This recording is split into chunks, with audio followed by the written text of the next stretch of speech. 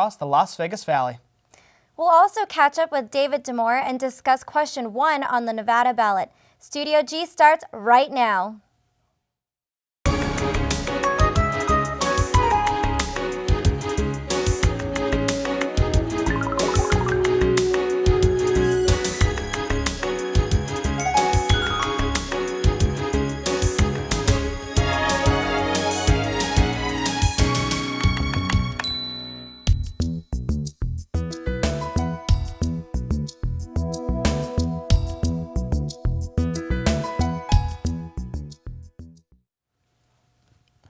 Good afternoon, Rebels. I'm Peter Lakasha. And I'm Catherine Ho. Welcome back to Studio G. As we all know, this past Wednesday, UNLV hosted the final presidential debate located in the Thomas & Mack Center. And while many were gearing up for the debate on Monday night, the student union on campus hosted an event for author Robert Putnam. Our reporter Amber Michael got to have a one-on-one chat with him. On October 17th, Robert Putnam, the author of the book Bowling Alone, paid UNLV a visit to discuss his newest book, Our Kids, American Dream in Crisis. During the lecture, he talked about the growing income gap and how he relates that to what he calls the opportunity gap. The opportunities available now to kids coming from poor backgrounds and rich backgrounds are very different. Kids has a series of graphs like this, what we call scissors graphs, in which you look at trends in the opportunities and the resources that are available to kids in the upper third, and they're growing. Things are going better and better for them. But on the very same measures, things are growing worse and worse for kids coming from the working class. When I asked Dr. Putnam what he felt about our current presidential candidates, Donald Trump and Hillary Clinton, and how he felt they were doing at combating the opportunity gap, he explained something that he calls the purple problem. I've always been interested in what I thought was a completely unrelated trend in America, which is the growing gap between rich folks and poor folks. Part of it you can see more clearly through red conservative lenses. So you can see the collapse of the working class family, which has happened over the last 20 or 30 years. And the conservatives in America, by talking about family values, have been emphasizing that part of the problem. And it is part of the problem, increasing inequality of income and the collapse of working class jobs and the increasing segregation of our society along class line. So we have increasingly rich folks living only with other rich folks and poor folks living only with other poor folks. And that part of the problem is more easily seen through blue progressive lenses. In his previous book, Bowling Alone, Dr. Putnam studied the effect of civic engagement on a society and mentioned the fact that the best way to get people involved in the community is to look at the mother. I asked him then what it would take to close his opportunity gap that he talks so much about in his newest book. You can go as far as you want to go, and some people climb high and do really well and some people don't, but it shouldn't depend upon what your parents did or didn't do. It should depend upon what you do. Make sure to check out Dr. Putnam's newest book, Our Kids, American Dream in Crisis. Reporting for Studio G, I'm Amber Michael.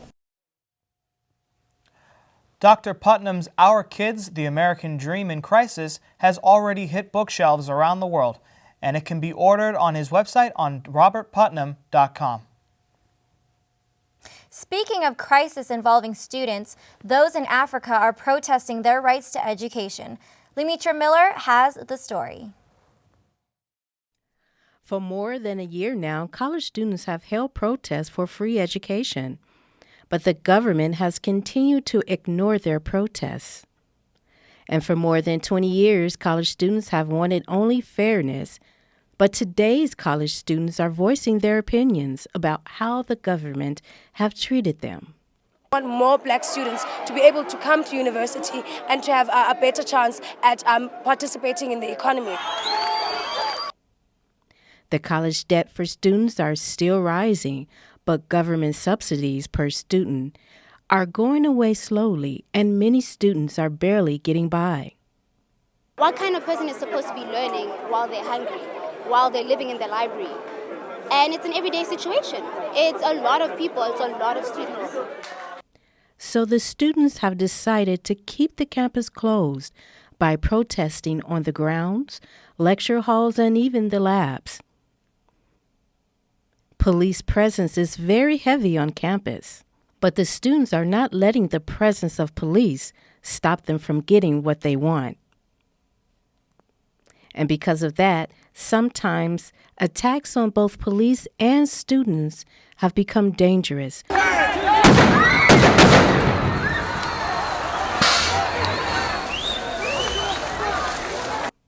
The students here believe that the police have taken away their freedom in protests on campus, and that the police are now a military force against the students. So the protest continues. Reporting for Studio G, I'm Lemitra Miller. Ready? 4, 3, 2. It looks absolutely wild out there, Peter. Absolutely. I mean, I have very mixed opinions on stories like these because I can completely understand why they're so angry, but ultimately I feel like they need to find a more constructive way to unleash their anger. I completely agree. Yeah. After the break, we go to Karina Perez for the weather.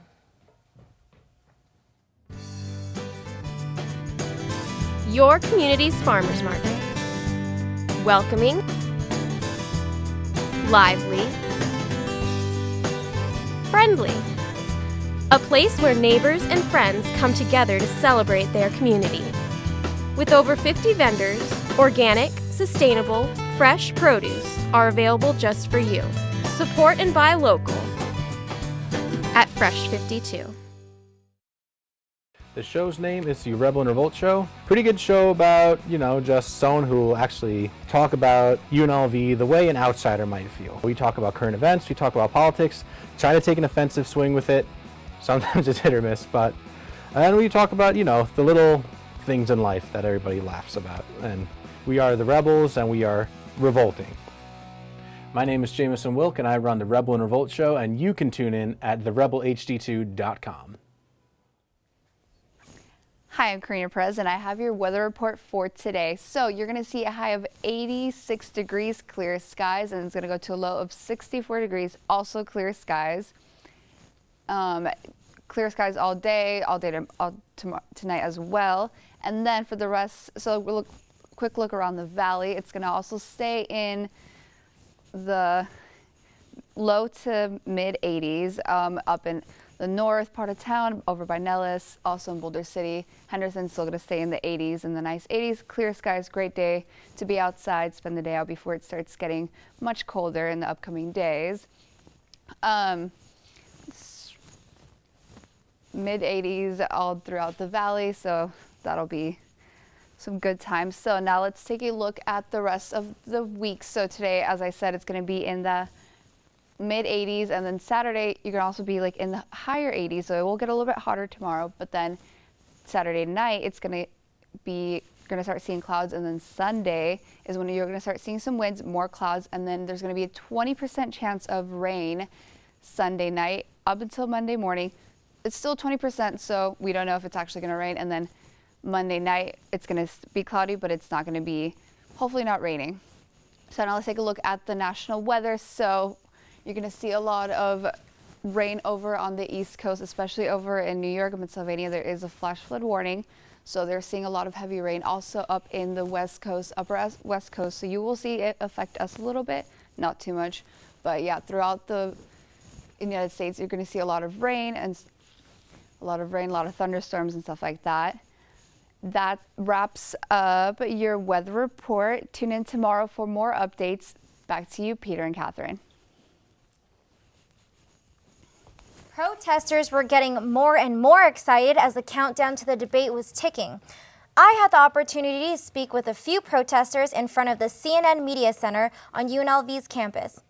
While reporter Mary Jane Beleza spoke with a Clinton supporter, I spoke with a Trump supporter and a group who is big on anti-Trump. As you can see behind me, tensions are getting high as protesters are voicing their opinion to the CNN network. Clinton and Trump will go head-to-head in the Thomas and Mack Center. I spoke with a few supporters and protesters to see what they had to say. So, tell us, what's happening here? Well, this is a giant papier-mâché head of Donald Trump. We have a website, gianttrumphead.com, and we've been touring the country with the head and the sign just to make the point that Donald Trump is not fit to be president of the United States. He's unqualified, he's a pervert, and he should never be president of the United States. And this is a really important election, and we need to make sure that people get the message that voting for Donald Trump could mean the ruination of our country. So, because you are, anti-Donald Trump, are you pro-Hillary? I have already voted in Michigan, and I did vote for Hillary. I was originally a Bernie Sanders supporter, but when you're looking at the two, Donald Trump, I literally think Donald Trump could be, he could start a nuclear war based on a tweet. There's a lot of protesters here, against Trump and Hillary. You're obviously here for Trump. Can you tell us what you're protesting here today, or why Trump? I support Trump. He says it like it is. He says what he believes. He doesn't have one message for one group of people and a different message for a different group of people. The WikiLeaks email releases show that Hillary did exactly that, where she talks to one group one way and has a totally different agenda with someone else. I think that Trump loves our country. I think that he's risking a lot by running for president. That's not an easy thing for anyone to do. He's risking a lot, and it's because he cares. He cares about our country. And he's not perfect, but none of us are perfect. Well, and your sign says women for Trump, but Trump is known for disrespecting women. What do you have to say on that? That is nonsense. Okay. Well, maybe it's not nonsense because he had a life before. But some of it, if you just logically think about it, think about the woman on the plane, which was the first woman that came out. She said she was in a seat next to him. She was in first class. He fondled her, went down to lower areas, and no one knew. It's 30 years ago, and so now she's talking about this. Do you really believe that if you were on a plane, if anyone was on a plane next to a guy and he was fondling you, it wouldn't happen? The media tells you, it's all over the news about the negative, but the other little Miss Teen USA that supports Trump, you don't hear that. People don't even know about it. Activists surprised many by marching through the campus and straight to the stage, chanting their anti-Trump opinions. Protesters are getting riled up right behind me, as you can see. More and more protesters are coming onto the scene to contribute, and as you can see, a lot of the police officers here are getting a little bit tighter. Reporting for UNLV-TV, I'm Catherine Ho. Oh, that looked really exciting. Oh my gosh. What was it like trying to do broadcasting work in that huge crowd of people? It was really exciting. There was a lot of people. Tensions were definitely getting high with the protesters, and it was really fun being out there. I don't think I've ever seen so many people on campus before. Aside from UNLV's very own campus protests, protests broke out on the Las Vegas Strip. One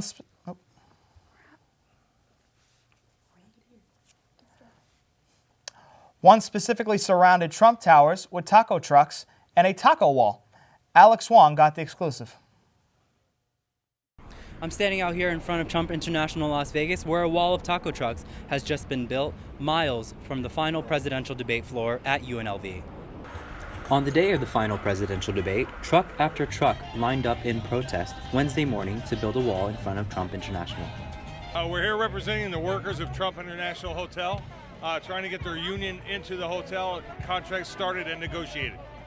Some came in support of tacos. So, do you think tacos would be a better presidential candidate than Trump? Yeah, tacos 2016, get out there and vote. A banner in the style of a wall was also erected for supporters to sign. I'm out here, getting our voice heard. I'm out here supporting everybody that's out here against Donald Trump. We're done with his hate, his racism, his discrimination.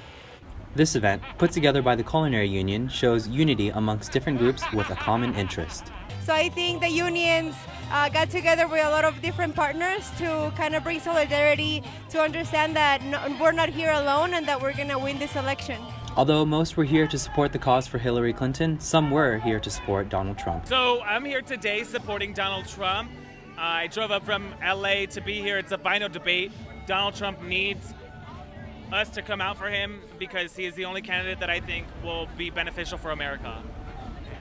Not only Las Vegas locals came out to show solidarity, but also supporters from our neighboring states. I mean, as a gay man, I don't really understand supporting someone that is part of a party that is trying to really take rights back and roll things backwards. So it's sort of self-defeating to me to be part of an organization like that.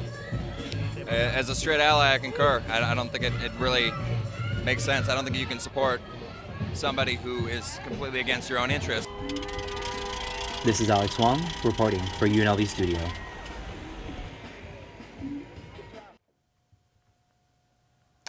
The debate brought a lot of attention to Las Vegas, and the presidential election has also focused on quite a few national issues.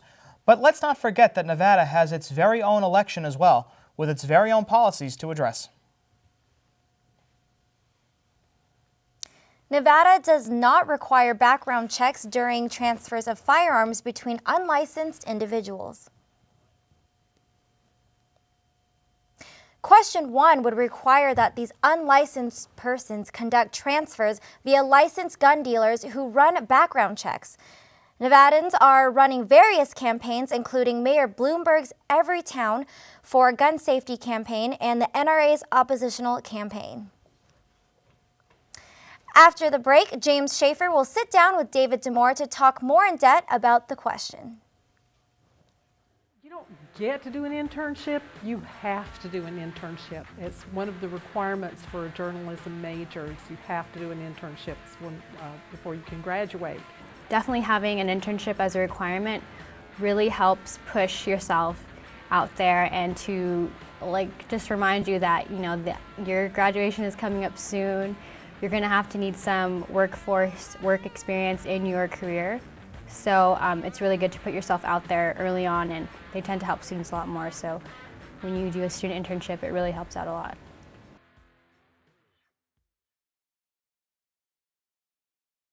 Oh, the station's great. You make friends, you gain skills, you learn how to do all this stuff with audio.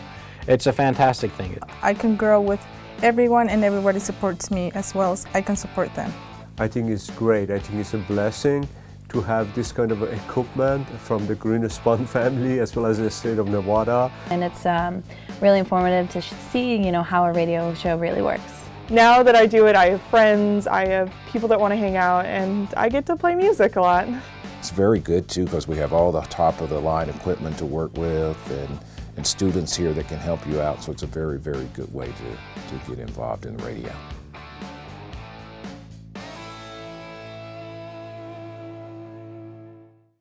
Welcome back. I'm James Schaefer. With me today is Dr. David Damore, UNLV Political Science Professor, to discuss question 1 on this year's ballot. Thank you for being with us. Thanks for having me. Now, something I want to question you here about is some of the hyperbole surrounding the initiative, or more specifically, the guns. I'd hope you'd be able to explain some of that. Yeah, so guns are an emotional issue on both sides. And over the last 20 years or so, you've seen the Democrats and liberals sort of shy away from the issue, and it really opened up the conservatives sort of control the debate here.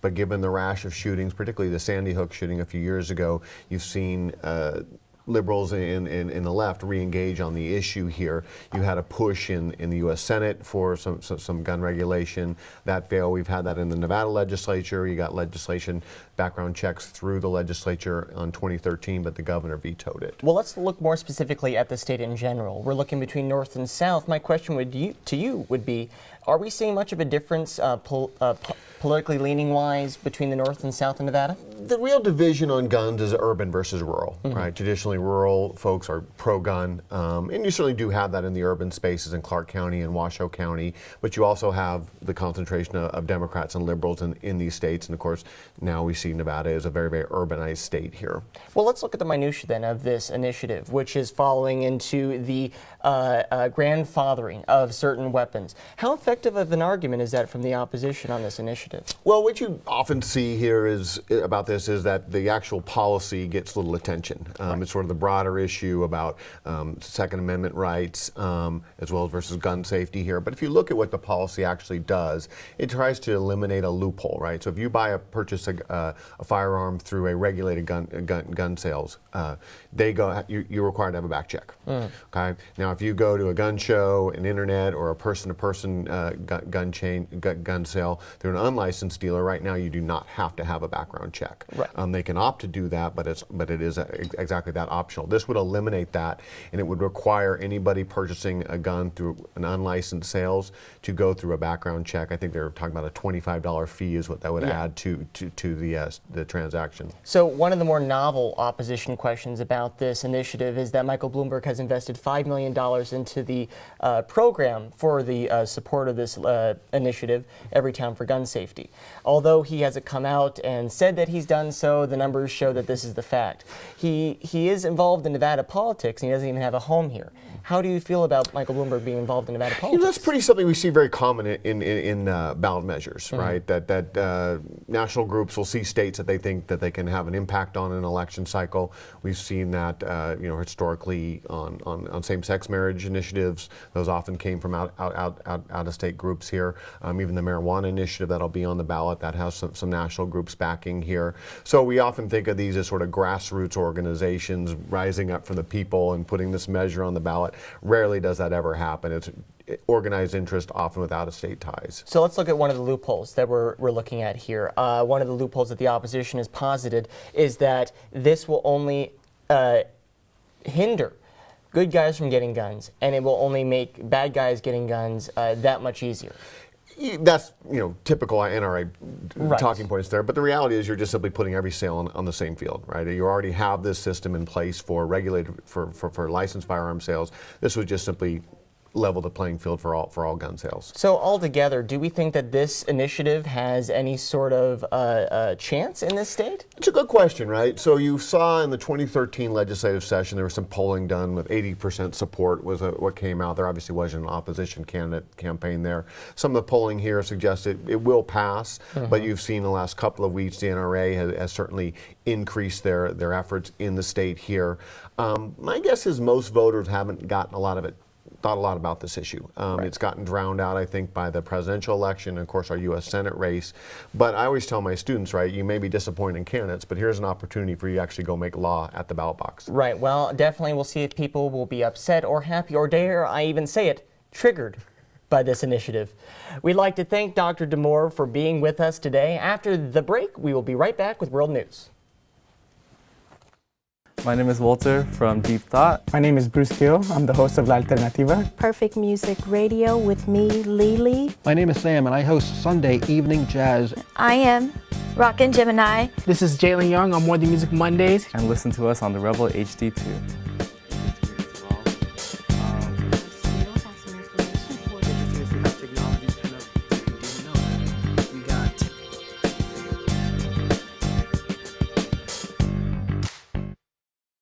I really enjoy doing my show.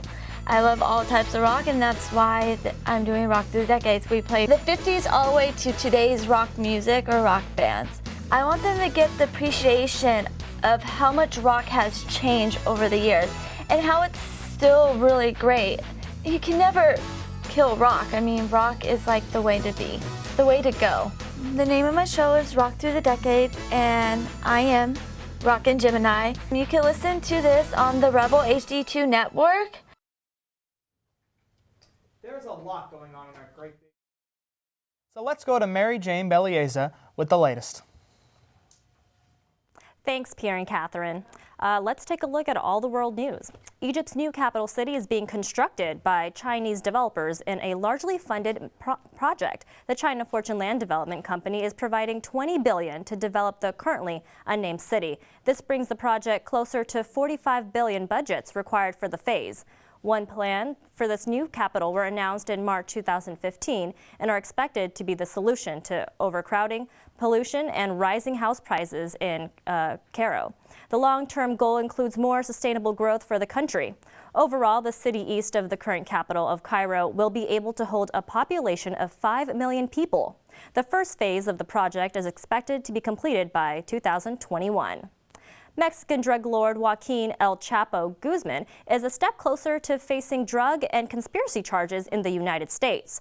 A Mexican judge ruled in favor of extraditing Guzman to the U.S. on Thursday. In 2009, Guzman and other cartel leaders were charged for conspiring to import more than 264,000 pounds of cocaine into America between 1990 and 2005. Guzman faces one more appeal process before formal extradition. Philippine President Rodrigo Duterte has announced a military and economic separation from the United States during a visit to Beijing on Thursday. But Duterte stated in the forum that America has lost now. I have realized myself in your ideological flow, and maybe I will go to Russia and talk to Putin and tell him that there are three of us against the world: China, Philippines, and Russia. It's the only way over the course of his term. Obama has made the Asia-Pacific region a central pillar in his foreign policy ambitions. With that said, the repercussions may disrupt this ties between the U.S. and the Philippines.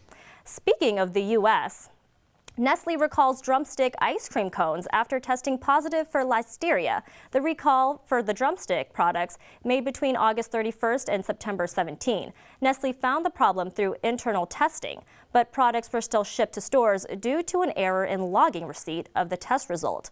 Listeria can be deadly, causing infections in children, elderly, and those with weak immune system symptoms. Include high fever, severe headaches, stiffness, abdominal pain, and diarrhea. It can also cause miscarriages or stillbirths for pregnant women. Actress Shailene Woodley pled not guilty after being arrested during a peaceful protest on October 10th. She was charged for trespassing while protesting against the Dakota Access Pipeline. In an article featured in Time, Woodley stated, "It took me, a white non-native woman, being arrested to bring this cause to many people's attention. Even with the arrest, she is determined to fight against the pipeline," tweeting, "If you are a human who requires water to survive, then this issue directly involves you." In September, Netflix has held exclusive rights to streaming of Disney. Netflix paid $300 million to hold those rights and have already begun streaming Marvel TV series. The initial plan for the contract began in 2012 and includes all productions that fall under the Disney brand. This means that Marvel, Star Wars, and Pixar will all be streamed through Netflix. The contract also means that other streaming platforms, such as Amazon Prime and Starz, no longer carry licenses to show future Disney productions. That's all for World News. This is Mary Jane Belleza. Back to you. Thanks, Mary Jane. A man who left school to fight in World War II finally receives his high school diploma. George Frykowski and his grandson David Walsh both got emotional when Walsh presented him with a diploma from Riverside High School in Taylor, Pennsylvania.